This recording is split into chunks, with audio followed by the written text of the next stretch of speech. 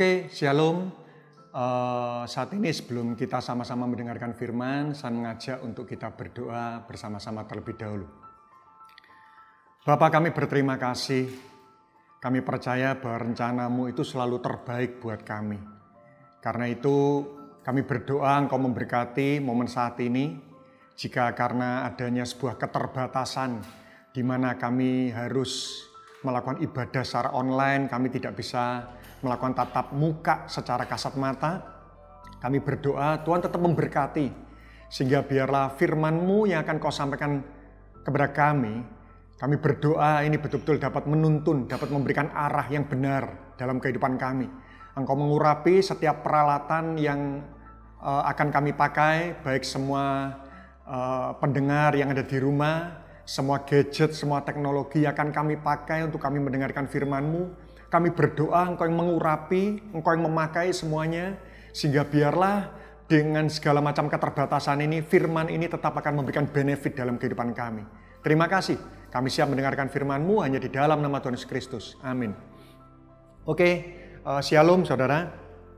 Hari ini saya ada di Little Flock Cafe. Jadi buat teman-teman SMCC yang belum pernah mampir, silakan mampir. Dan hari ini saya akan memberikan topik khotbah yang saya beri judul adalah Kristen KW. Ya, saya akan memberikan topik khotbah yang saya beri judul Kristen KW. Nah, kalau kita melihat di dalam firman Tuhan, seringkali Yesus itu memberikan teguran kepada murid-muridnya. Ya, saudara bisa melihat di dalam perikop Matius, Markus, Lukas, Yohanes beberapa kali Yesus itu memberikan teguran kepada murid-muridnya. Apa itu definisi teguran? Teguran itu adalah sebuah ucapan atau perintah yang bertujuan membuat kita mencapai standar hidup yang lebih baik daripada waktu-waktu sebelumnya. Sekali lagi, apa itu definisi teguran? Teguran itu adalah sebuah ucapan atau perintah yang akan membuat hidup kita itu memiliki gaya hidup lebih baik daripada waktu-waktu sebelumnya. Nah, artinya kalau Tuhan pernah memberikan teguran kepada murid-muridnya, artinya Tuhan ingin ada sebuah gaya hidup yang dimiliki oleh murid-muridnya, itu yang harus ditinggalkan, itu yang harus ditanggalkan, agar murid-murid bisa mencapai standar hidup yang lebih tinggi.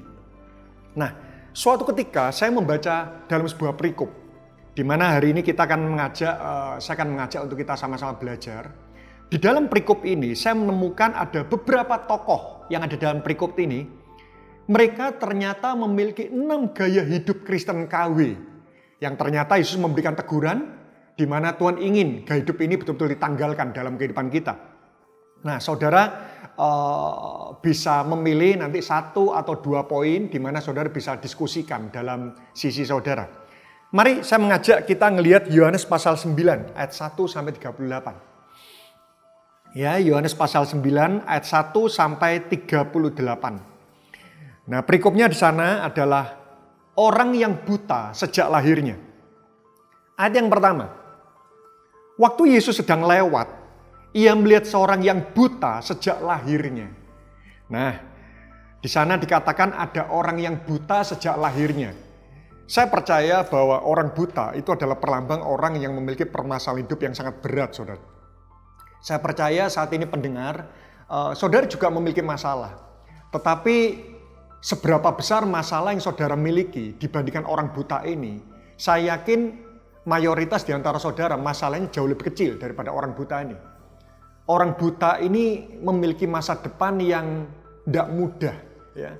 Saya pernah datang ke sebuah tempat di mana tempat ini bisa mempekerjakan orang yang bisu dan tuli. Jadi unik tempat ini, waktu saya datang memang ada orang bisu dan tuli itu yang dipekerjakan. Tetapi saya tidak pernah menemukan ada sebuah lapangan pekerjaan itu yang disediakan buat orang buta. Sehingga kenapa saya mengatakan bahwa orang buta ini adalah perlambang seseorang yang memiliki permasalahan hidup yang sangat berat. Kita lihat ayat yang kedua. Ini tokoh pertama yang akan kita pelajari. Dikatakan di sana, murid-murid Yesus bertanya kepadanya, yaitu kepada Yesus, Rabi, siapakah yang berbuat dosa? Ya, waktu murid-murid Yesus melihat orang buta ini, refleks mereka mengatakan seperti ini, Rabi, siapakah yang berbuat dosa? Orang ini sendiri atau orang tuanya? sehingga ia dilahirkan buta. Nah, saudara perlu tahu bahwa pada zaman dahulu, orang Yahudi itu selalu memiliki kecurigaan. Kalau ada seorang buta, seorang bisu, orang tuli, atau orang cacat, atau orang kena penyakit kusta, orang Yahudi ini selalu memiliki kecurigaan bahwa mereka ini pasti kumpulan orang berdosa. Jadi secara refleks setiap kali orang Yahudi melihat ada orang-orang memiliki cacat atau penyakit, mereka selalu berpikir pasti orang ini adalah kumpulan orang berdosa dan tidak berhak untuk ketemu dengan Tuhan. Karena itu kenapa pada waktu murid-murid Yesus berjumpa dengan orang buta ini, mereka lebih sibuk mencari siapa yang salah dibandingkan mereka sibuk untuk memberikan pertolongan. Ya, saya ulang lagi. Karena itu kenapa murid-murid Yesus waktu ketemu orang buta ini, mereka lebih sibuk mencari siapa yang salah dibandingkan mereka sibuk memberikan pertolongan. Nah, gaya hidup orang Kristen KW yang pertama yang harus kita tanggalkan, ya, yang pertama adalah orang-orang percaya yang lebih berfokus menyalahkan kondisi dibandingkan mencari solusi. Saya ulang lagi, poin pertama, gaya hidup Kristen KW, orang-orang percaya yang lebih berfokus untuk menyalahkan kondisi dibandingkan mencari solusi. Saya menemukan ada banyak orang Kristen, waktu mereka ini menghadapi masalah, mereka sibuk menyalahkan keadaan dibandingkan mereka itu mencari jawaban. Contoh pada saat-saat ini, di mana virus corona lagi merebak, ada banyak orang Kristen itu yang mereka lebih sibuk menyalahkan sebuah kondisi. Mereka mengatakan pemerintah kurang tanggap, mereka menyalahkan A, mereka menyalahkan B. Kalau ada yang tertular, mereka menyalahkan satu sama lain. Nah, ini adalah gambaran orang Kristen yang pertama. Nah, hari ini kita perlu mengingat, saudara, bahwa Yesus itu adalah sumber jawaban. Dan kita ini adalah umatnya. Artinya, Tuhan itu ingin kalau suatu ketika kita ini berada dalam sebuah tempat, di mana sekeliling kita itu ada permasalahan, sebetulnya Tuhan ingin menunjukkan panggilan kita saat itu, yaitu kita harus menjadi jawaban buat orang-orang sekeliling kita.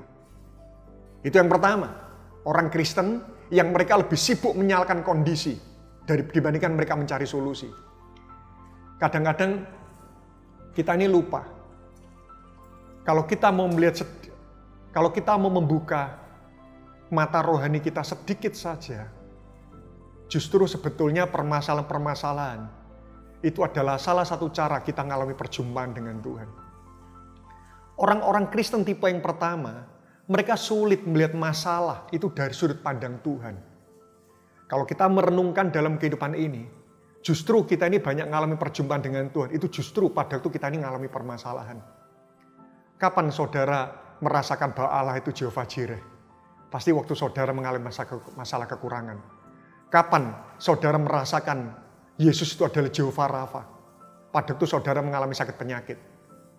Karena itu kenapa saya berdoa, biarlah pada waktu kita menghadapi permasalahan, kita ini bukan lebih sibuk menyalahkan keadaan, tapi kita sibuk untuk berfokus hidup kita ini menjadi jawaban. Yang pertama. Yang kedua, saya baca lanjut mulai ayat yang ketiga. Jawab Yesus. Ya, pada waktu murid-muridnya bertanya siapa yang salah, jawab Yesus, bukan dia dan juga bukan orang tuanya. Tetapi karena pekerjaan-pekerjaan Allah itu harus dinyatakan di dalam dia. Yesus mengatakan bahwa orang buta ini bukan karena kesalahan dia, tapi ada rencana Allah yang besar untuk kehidupannya. Ayat yang keempat, kita harus mengerjakan pekerjaan dia yang mengutus aku selama masih siang. Akan datang malam di mana tidak ada seorang pun yang dapat bekerja. Selama aku di dalam dunia, akulah terang dunia. Setelah ia mengatakan semuanya, ia meludah ke tanah dan mengaduk ludahnya itu dengan tanah lalu mengoleskannya pada mata orang buta tadi. Dan berkata kepadanya, pergilah, basuhlah dirimu dalam kolam Siloam. Siloam artinya yang diutus, maka pergilah orang itu membasuh dirinya lalu kembali dengan matanya yang sudah melek. Ayat ke-8, ini adalah tokoh kedua yang saya mengajak kita belajar. Tetapi tetangga-tetangganya dan mereka yang dahulu mengenalnya sebagai pengemis berkata, bukankah dia ini yang selalu mengemis? Ayat 9, ada yang berkata benar dialah ini. Ada pula yang berkata bukan, tetapi ia serupa dengan dia. Orang buta itu sendiri berkata, benar akulah itu. Nah, tokoh kedua yang kita bisa belajar itu adalah tetangga-tetangga dari orang buta itu. Tetangga-tetangga ini pada waktu melihat mujizat Tuhan, dia tidak percaya bahwa orang yang disembuhkan ini adalah orang buta tetangga mereka. Nah, gambaran Kristen KW yang kedua itu adalah orang-orang Kristen yang mereka meyakini adanya Tuhan, tapi mereka tidak meyakini kekuatan Tuhan. Ya, saya ulang lagi, tipe orang Kristen KW yang kedua itu adalah orang-orang meyakini adanya Tuhan, tapi mereka sebenarnya tidak mengakui akan kekuatan Tuhan. Mulai sejak awal di antara semua orang mengikut Yesus, ada banyak orang yang mereka dengan mulutnya mereka mengaku Yesus, tapi mereka tidak percaya akan kekuatan Tuhan. Itu mulai sejak awal. Karena itu kenapa Alkitab mengatakan, jika nanti saudara membaca dalam Mazmur 37 ayat yang kelima, dikatakan di sana, serahkan hidupmu kepada Tuhan dan percayalah kepadanya, maka Dia akan bertindak. Artinya kalau kita ingin Tuhan itu bertindak atas kehidupan kita, tidak cukup kita hanya percaya kepada Tuhan. Di sana ada dikatakan, serahkan hidupmu kepada Tuhan. Ini berbicara tentang mempercayakan diri. Ternyata Alkitab mengingatkan kepada kita, tidak cukup kita ini percaya kepada Tuhan, tapi kita harus mempercayakan diri kita kepada Tuhan. Karena ada perbedaan antara orang percaya dengan orang mempercayakan diri. Saya beri contoh. Semua orang Kristen percaya berkat dari Tuhan. Tapi kenapa ada orang-orang Kristen yang mereka tetap berbohong hanya untuk sebuah gaji? Ada banyak orang Kristen yang meyakini bahwa Allah turut bekerja dalam segala sesuatu mendatangkan kebaikan. Tetapi kenapa mereka khawatir? Ada pula orang-orang Kristen yang mereka meyakini bahwa segala sesuatu yang terbaik, rencana Tuhan itu pasti terbaik buat kita. Tapi kenapa mereka bersungut-sungut waktu mereka menghadapi masalah? Artinya, ada banyak orang Kristen, ada banyak pengikut Tuhan. Mereka percaya kepada Tuhan dengan mulutnya, tapi perbuatannya itu tidak mencerminkan imannya. Karena itu kenapa saudara bisa membaca tentang keadaan manusia akhir zaman. Dikatakan di sana, salah satu ciri manusia akhir zaman adalah mereka secara lahiriah mereka menjalankan ibadah mereka. Tapi sebenarnya mereka memungkiri kekuatan Allah yang mereka sembah dalam ibadah mereka. Karena itu yang kedua, saya ingin mengingatkan kepada semua pendengar hari ini, orang Kristen KW yang kedua itu adalah orang-orang Kristen yang percaya kepada Tuhan tapi mereka tidak mengakui kekuatan Tuhan. Yang ketiga, orang Kristen ketiga. Kita lanjut langsung ayat ke-13, saudara. Kalau saudara ingin melihat perikop ini secara utuh, saudara bisa membaca secara lengkap, tapi saya akan langsung menuju kepada ayat-ayat penting. Yohanes 9 ayat 13, saya akan lanjutkan. Lalu mereka membawa orang yang tadinya buta itu kepada orang-orang Farisi. Nah, saya tertarik membahas tokoh yang ketiga, itu adalah orang-orang Farisi. Adapun hari waktu Yesus mengaduk tanah dan memelekkan mata orang itu adalah hari Sabat. Unik.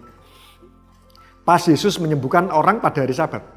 Karena itu orang-orang Farisi pun bertanya kepadanya, bagaimana mata mereka menjadi melek? Bagaimana matanya menjadi melek? Jawabnya, ia mengoleskan adukan pada mataku, lalu aku membasuh diriku dan sekarang aku dapat melihat. 16 kita baca. Maka kata sebagian orang-orang Farisi itu, orang ini tidak datang dari Allah, sebab ia tidak memelihara hari Sabat. Nah, tipe ketiga di mana kita belajar dari orang-orang Farisi, itu adalah orang-orang Kristen yang kaya dalam hal pengetahuan, tapi mereka miskin dalam hal perbuatan. Tipe ketiga, orang Kristen KW yang ketiga, itu adalah orang-orang yang hebat secara pengetahuan, tapi mereka ini miskin dalam hal perbuatan. Mereka hebat dalam hal kata-kata, tapi mereka miskin dalam hal karya. Saat-saat ini, saudara, dunia dalam kondisi di mana bangsa kita dan seluruh dunia saat ini mengalami virus corona. Faktanya kota kita itu tidak peduli tentang agama kita. Mereka tidak peduli apakah orang Kristen tetap menjalankan ibadah mereka. Yang mereka pedulikan, apa yang akan kita lakukan terhadap mereka. Nah, hari-hari ini saya mengajak justru di tengah-tengah kondisi yang sangat sulit. Saya percaya saudara semuanya sudah mendengar bagaimana ada banyak ojek online, sopir-sopir taksi, atau bisnis-bisnis orang menengah ke bawah, mereka semua sangat mengalami yang namanya kesulitan. Apalagi saat ini adalah momen Idul Fitri. Saya mendengar ada begitu banyak toko-toko, kaos semuanya, mereka sudah pesan semuanya. Tetapi melihat kondisi seperti ini, tentu saja Idul Fitri sangat ramai masalah penjualan baju. Mereka sudah pesan semuanya, tapi melihat kondisi seperti ini mereka semua tidak mudah. Dari pihak mereka kesulitan membayar, dari pihak produksi ini juga mereka sudah beli bahan, mereka kesulitan memproduksi.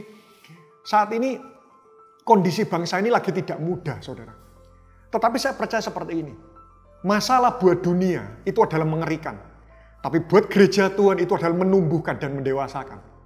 Justru pada saat inilah terbukti kualitas kita sebagai kehidupan orang Kristen. Jika selama ini kita sibuk dengan yang namanya ibadah itu penting. Sudah, saudara.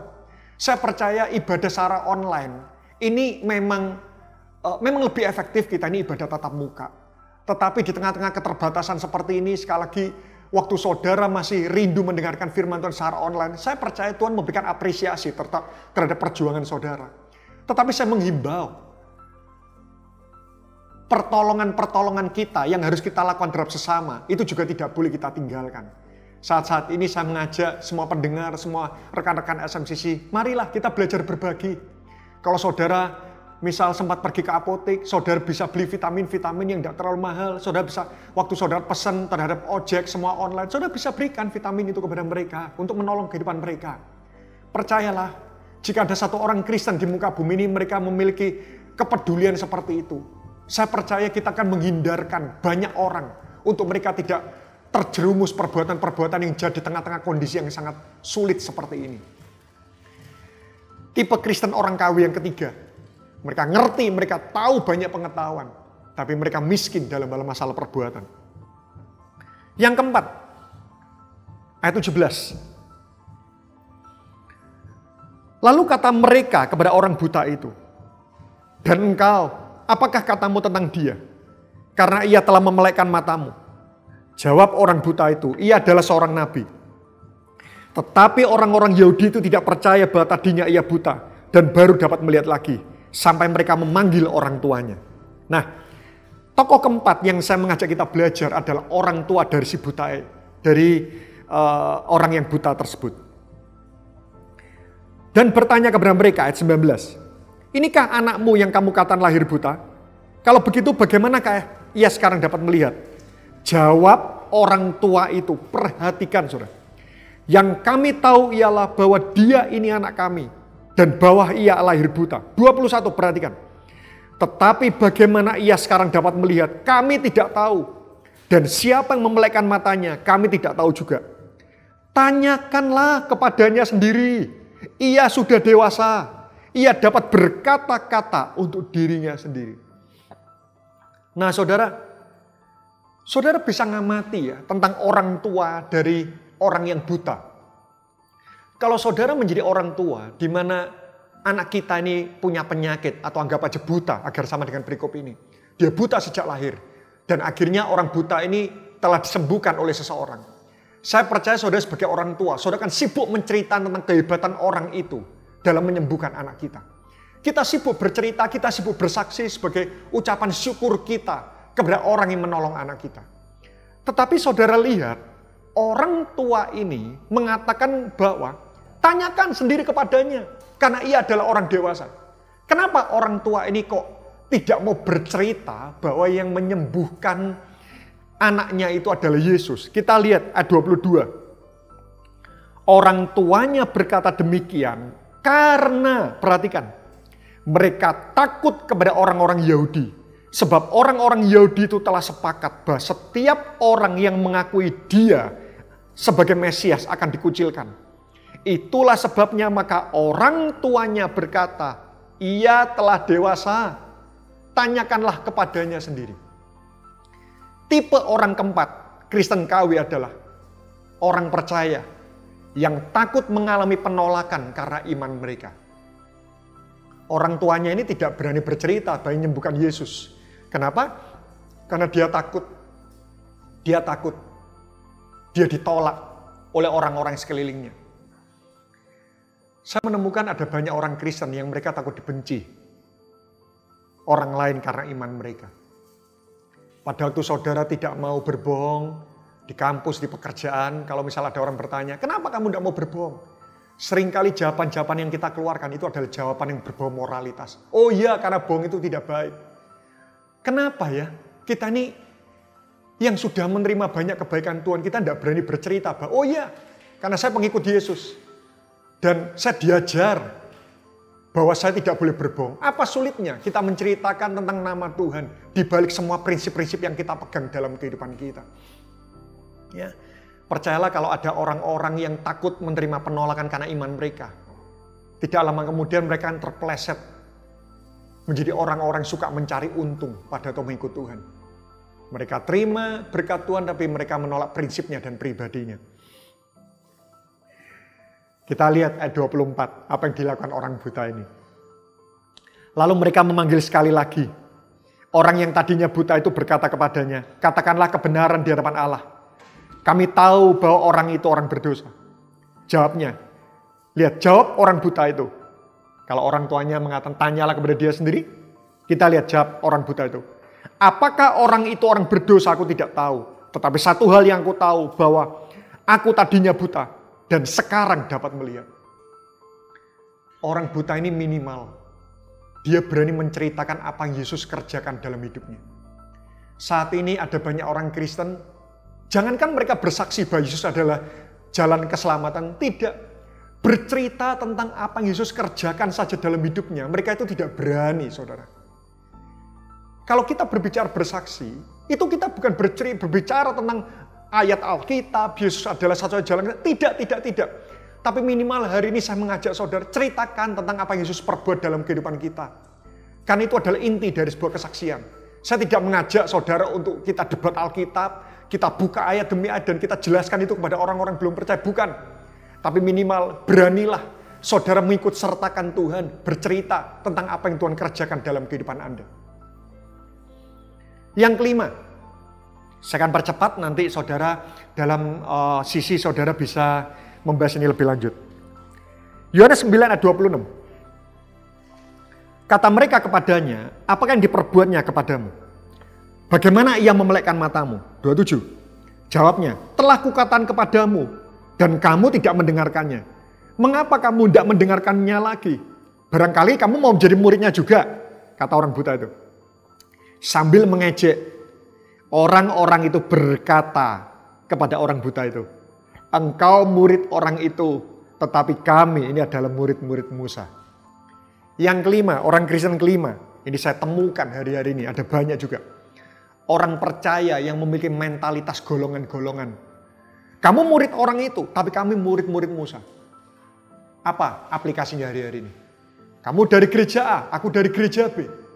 Ada banyak orang hari-hari ini memiliki mentalitas golongan. Sehingga kadang-kadang sinode dan gedung gereja itu yang menjadi pemecah kenapa orang-orang Kristen dan tubuh Kristus itu tidak pernah bersatu. Percayalah saudara. Suatu ketika nanti waktu kita masuk pada kerajaan kekekalan, Tuhan tidak pernah bertanya kita berasal dari gereja yang mana. Sinode kita cuma satu, gereja kita cuma satu, yaitu gereja yang percaya kepada Yesus Kristus. Yang keenam, ya saya perlu ingatkan lagi karena itu kenapa SMC memiliki value networking. Bantulah orang-orang dari gereja lain seperti saudara juga membantu orang-orang yang ada di gereja kita. Sama. SMC punya value. Kapan SMC dikatakan kaya? Bukan waktu kita ini punya banyak aset. Bukan waktu kita ini punya banyak uang. Bukan. Kita memiliki value. Kapan SMC dikatakan kaya? Jika kita bisa memperkaya gereja-gereja lain. Saya percaya ciri orang kaya itu bukan dia kaya secara kepemilikan. Tapi jika dia bisa memperkaya orang lain melalui keterbatasan-keterbatasan yang dia miliki. Itulah value yang dimiliki oleh SMC saudaraku. Karena itu jika saudara tiba-tiba tertarik, tergerak untuk menolong jemaat gereja, tidak ada apa-apa, tidak masalah. Bersinergilah dengan semua gereja, bersahabatlah dengan semua gereja. Yang keenam, yang terakhir. Saya langsung masuk pada Yohanes 9 ayat 34. Jawab mereka, yaitu orang-orang Farisi itu. Engkau ini lahir sama sekali di dalam dosa. Dan kau hendak mengajar kami? Lalu mereka mengusir dia keluar. Gaya hidup yang keenam. Orang Farisi ini merasa bahwa dia itu lebih kudus daripada orang buta ini. Orang Farisi ini merasa bahwa dia lebih pintar daripada orang buta ini. Gaya hidup yang keenam yang ingin Tuhan tanggalkan dalam kehidupan kita itu adalah orang percaya yang memiliki kesombongan rohani. Jangan sampailah kita ini berpikir bahwa kita ini lebih kudus daripada orang lain, lebih baik daripada orang-orang kita layani. Level kepemimpinan Anda di gereja itu tidak menentukan level kita, level kebaikan kita di hadapan Tuhan. Tidak, saudara. Karena itu saya berdoa, milikilah telinga yang selalu lemah lembut untuk ditegur oleh siapapun, termasuk orang-orang kita pimpin. Percayalah orang-orang di sekeliling kita, mereka juga bisa dipakai Tuhan untuk menyempurnakan kehidupan kita. Yang terakhir, mari kita lihat ayat 35. Kalau tadi saya menunjukkan 6 ciri Kristen KW, saya tunjukkan satu saja ciri Kristen yang benar. Ayat 34 saudara bisa baca bahwa orang-orang Farisi itu mengusir orang buta itu keluar. Ayat 35. Yesus mendengar bahwa orang buta itu diusir keluar oleh mereka. Kemudian Yesus bertemu dengan dia.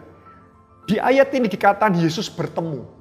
Kok seolah-olah kebetulan ya. Padahal di dalam versi lain dikatakan Yesus mencari orang buta itu. Jadi waktu orang buta ini diusir oleh orang-orang sekelilingnya, Yesus mencari orang buta itu dan berkata, "Percayalah engkau kepada Anak Manusia?"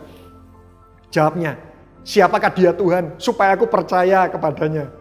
Kata Yesus kepadanya, "Engkau bukan aja melihat dia, tetapi dia yang sedang berkata-kata dengan engkau, dialah itu." 38 katanya, "Aku percaya Tuhan." Lalu ia sujud menyembahnya. Menurut saudara, apa yang membuat Yesus tertarik dengan orang buta ini? Ada banyak teolog yang bisa memberikan berbagai macam alasan. Yesus tertarik dengan orang buta ini karena orang buta ini tidak menyalahkan kondisinya, dia tidak apatis, apapun itu. Tetapi satu hal yang saya temukan, saudaraku, kenapa Yesus tertarik sama mencari orang buta ini adalah karena Yesus melihat orang buta ini mau percaya kepada dia. Yesus itu tergila-gila dengan orang yang mau percaya kepada dia. Karena itu kenapa Alkitab mengatakan ada 100 domba, satu hilang Yesus akan cari. Artinya, aplikasinya, jika seluruh dunia ini hidup kudus, hanya satu orang berdosa saja di dunia ini, Tuhan tetap rela 33 tahun datang ke muka bumi, 3 tahun mengajar murid, mati di atas kayu salib, itu hanya untuk menebus satu orang. Yesus tergila-gila dengan manusia-manusia yang mau percaya kepada dia. Dan Yesus tahu orang buta ini karena telah mengalami pengalaman hidup bersama dengan Tuhan. Yesus yakin bahwa orang buta ini mau percaya kepada Tuhan. Karena itu kenapa Yesus mencari orang buta ini. Karena itu saudara, saya mengingatkan bahwa salah satu hal yang membuat Tuhan tertarik kepada kita itu adalah kepercayaan kita kepada dia. Karena itu kenapa Ibrani 11 mengatakan tanpa iman tidak ada satupun orang yang bisa menyenangkan Tuhan. Mau menyenangkan Tuhan? Percayalah kepada Tuhan. Sekali lagi saya akan rumuskan 6 ciri Kristen KW. Yang pertama, orang percaya yang lebih berfokus menyalahkan kondisi dibandingkan mencari solusi. Yang kedua, orang yang meyakini adanya Tuhan tapi meragukan kekuatan Tuhan. Yang ketiga, orang Kristen yang kaya dalam hal pengetahuan tapi miskin dalam perbuatan. Yang keempat, orang percaya yang takut mengalami penolakan karena iman mereka. Yang kelima, orang percaya yang memiliki mentalitas golongan-golongan. Dan yang keenam, orang percaya yang memiliki kesombongan rohani. Dan salah satu ciri Kristen yang benar adalah percaya dan mempercayakan diri kepada Tuhan. Terus memberkati, mari kita berdoa. Bapa, terima kasih Engkau telah memberkati sharing firman pada saat ini. Sekali lagi kami berdoa firman ini dapat menguatkan setiap pendengar yang mendengarkan dimanapun mereka berada. Kami percaya Roh-Mu itu bekerja bisa lintas dimensi waktu dan bisa menembus apapun. Karena itu sungguh-sungguh jika ada di antara kami masih memiliki gaya hidup Kristen KW, kami berdoa agar firman Tuhan hari ini itu mengingatkan kepada kami. Kami belajar agar standar hidup kami ini bisa menjadi lebih baik dan lebih baik dari hari ke hari. Terima kasih. Sempurnakan semuanya hanya di dalam nama Tuhan Yesus Kristus. Dan kita sama-sama berkata, amin.